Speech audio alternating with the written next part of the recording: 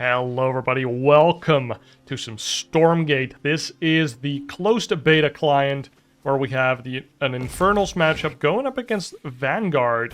Now this is Bosse on the Infernal pieces going up against Mamma Mia from the Vanguard side. Both of these players are highly ranked on the StormGate leaderboard as of the 3rd of February. And as I am very much inclined to like RTS, I feel like we should give this game a shot every now and then. Now we see the scout already trying to harass these worker imps, but we do have a meat farm over here, which is kind of like a supply depot that will slowly spawn fell hogs that will eventually make this scout run away. We also have an iron vault under construction, which is a barracks. There's the fell hog. Trying to make sure that this scout, the doggo over here, doesn't kill any of the imps. And this iron vault is now done. Immediately you get one charge, and so you can spawn any unit if you have the resources. Kind of like a gateway that has charges. And they spawn a brute, which is a big melee dude that spawns into 2 smaller fiends when it dies or when it decides to blow itself up. 2 barracks coming out from the Vanguard here, where he can make more dogs, but also a Lancers, for example, which are kind of zealot-like units. We have a habitat here. That's a depot. And the dogs are... that big thing is a scouting ability. Basically, the dogs gain vision, or a lot more vision, plus high ground vision. When they do that ability, it's on a cooldown, no energy. We have a Shroud Stone going down here, which is kind of like a big cannon. So early cannon coming out from the Infernal player here, but with an expansion. And let's see. Oh, first Lancer is out, or second Lancer for the Vanguard player. And there is a brute in the mineral line of the Vanguard here.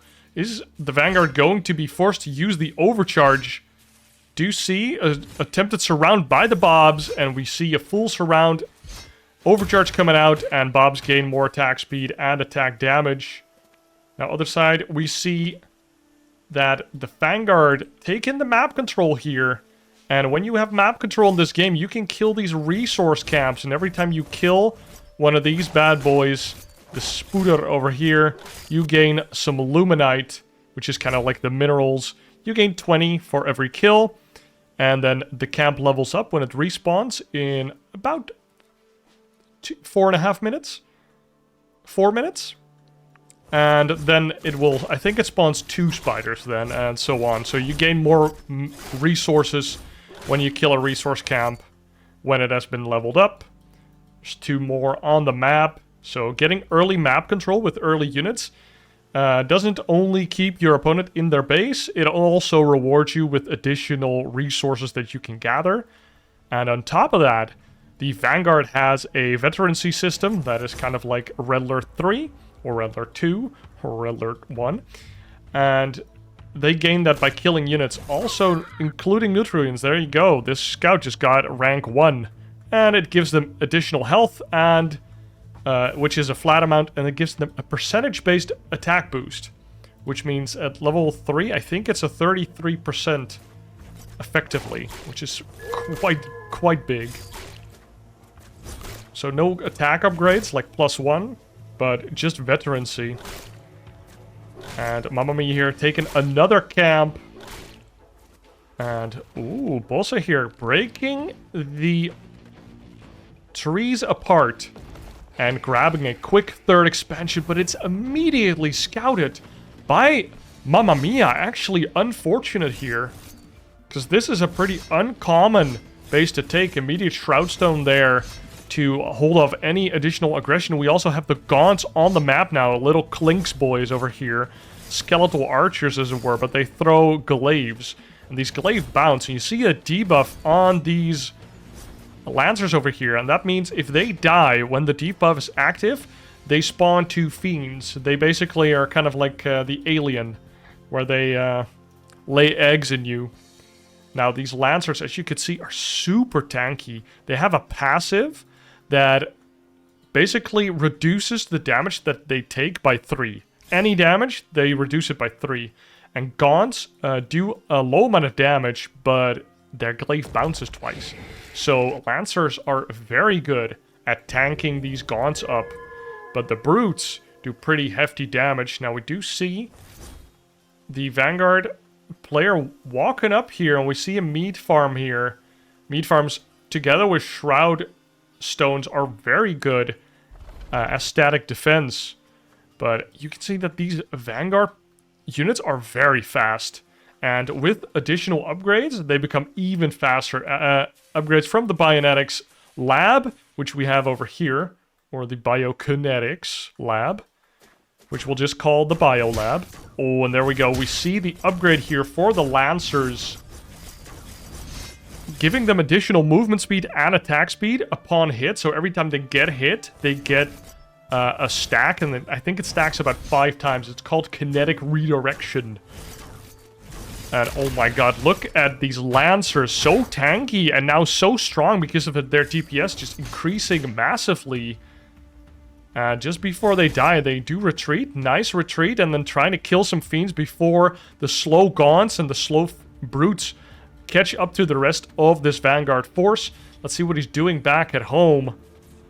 We do see another Lancer. We see a scrapyard here to get more Therium, which is kind of like the gas. And it's still 2 barracks. Does have an expansion. 3rd expansion coming up online as well before even saturating. Or I guess he had it saturated. But Vanguard can build with multiple workers. 3 workers basically doubles the building speed. And any additional workers kind of diminishing returns. So usually you'll only see about 3 max used on a building unless you really, really need to have it fast.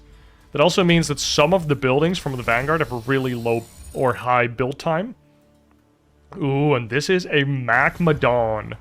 Magmadon are kind of like primal beasts from Dota 2, where they are ground units and I think they headbutt, but they also have a trample ability, which is when they turn that on, they gain phased pathing. And they do AoE damage. And when it gets upgraded with the Demon Hoof Tremors, that's what the upgrade is called, but we'll just call it the Trample upgrade, then it mini-stuns every time there's a shockwave from the Trample. Ooh, and we see the speed camp here from the Vanguard. Now, you probably won't see the Infernal go for a lot of these camps, because the speed camp only gives you like a temporary boost, and it's very situational if it's useful. But it does give more veterancy to the units of the Vanguard, so Vanguards are more inclined to do that. They also have medic-like units, and one of them is inside of this sentry post here. And with the medtech inside, it becomes a med station, giving passive healing, basically, 4 HP per second, and doubled when not in combat. So this is a very nice setup for a defensive position. When you get attacked as a Vanguard, this can really save your life. Fiend scouting around, doesn't find a base over here, but there might be a base over here. I'm not sure if that was scouted. We don't have a lot of observer options, as you can see. Now we do have a 4th base going down for the Infernal player. And look at that, lots of Brutes. 3 Magmadons already, and a lot of Gaunts as well. I feel like Gaunts are more of a supportive unit, but we have a decent amount here. Of course, they are anti-air as well, and this is the only anti-air that the Infernals have right now. We do have the Twilight Spire operational, so we could see some Shadow Flyers, which are basically Scourge, to help with the anti-air later on. And we see a little bit of a slowdown. Let's see what the Vanguard is up to. Now also adding on Exos, which are basically Marines with the railguns. So they shoot way slower, but they still shoot both ground and air. Oh, we actually see one of the kind of fairy-like units from which I forget the name right now, but it's kind of like a Mutalisk from the Infernal. And these Exos have a similar upgrade to the Lancers. It's called, I kid you not, Quick Draw Hustle, which basically every time the Marine or the Exo shoots, it gains attack speed and movement speed. Instead of getting hit, it's about hitting the opponent, which resonates with their job in the game. They just want to shoot the opponents. A nice kiting back here, really using the mobility advantage that the Vanguard gets over the Infernals as soon as they get a couple hits in. Either way. Oh my god, you see a couple imps here, which are the workers, but the imps can light themselves on fire, which is literally called flame on, and then they become banelings for the next 4 seconds. And after that, they blow themselves up regardless. And the Magmadons do go in, and you see all of those mini-stuns going up. We do have the Met Station keeping a lot of units alive. We also have the Hornets in the back trying to do some damage, but the Gons are targeting them down. Now, a lot of Exos are still alive. Only a couple Lancers in the front, but big healing is happening right here. And the Gons are not targeting it down yet. Now they are. Only one Magmadon left, but it gets immediately targeted down by all of these Exos.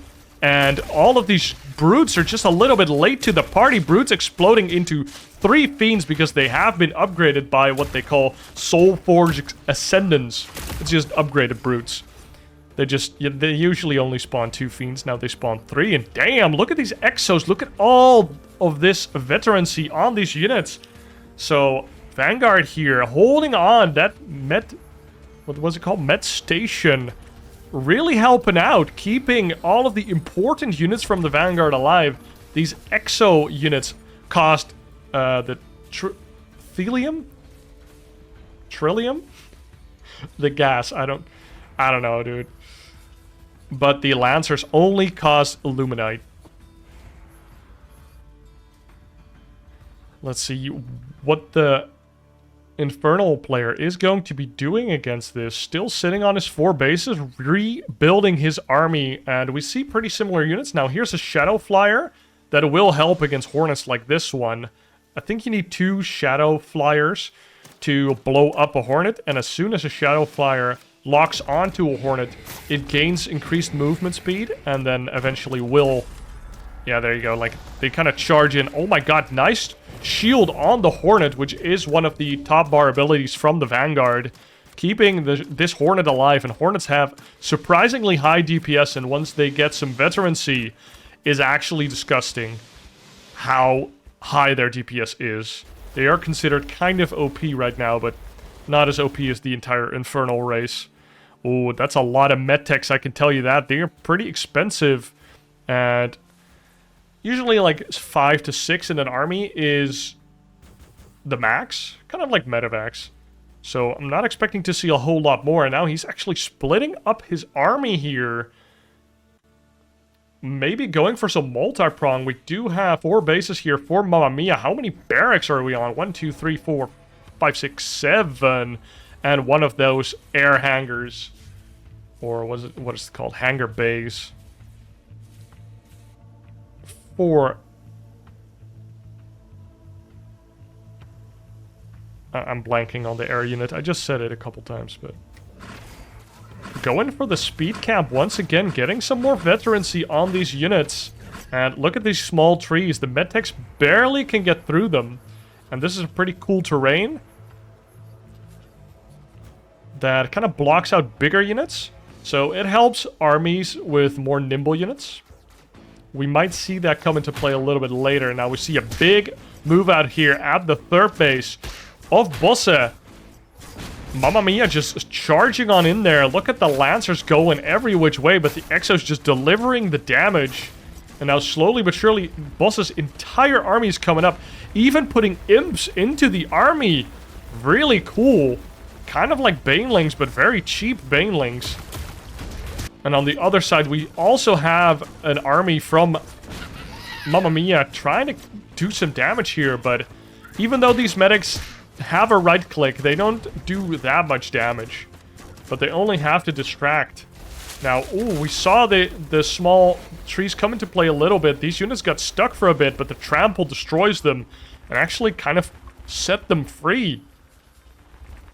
This could actually be a really annoying choke, but nothing really going in favor of Bosse here. Now, Bosse moving into the natural choke area. Oh my god, all of the Magmadons start their trample ability. Oh my god, look at all the mini stuns. But there's a force coming in from the left and from the bottom now. Complete surround onto Bosse's army. And I think the Infernal is losing all of this right here. Because all of the Gaunts in the back are already dead. The Magmadons have no backup at all. They're more of a control unit than tank. But no DPS. And just like that, oh my god, look at this Vanguard army and look at all of the veterancy on them. And slowly but surely we see more of these, whatever they're called.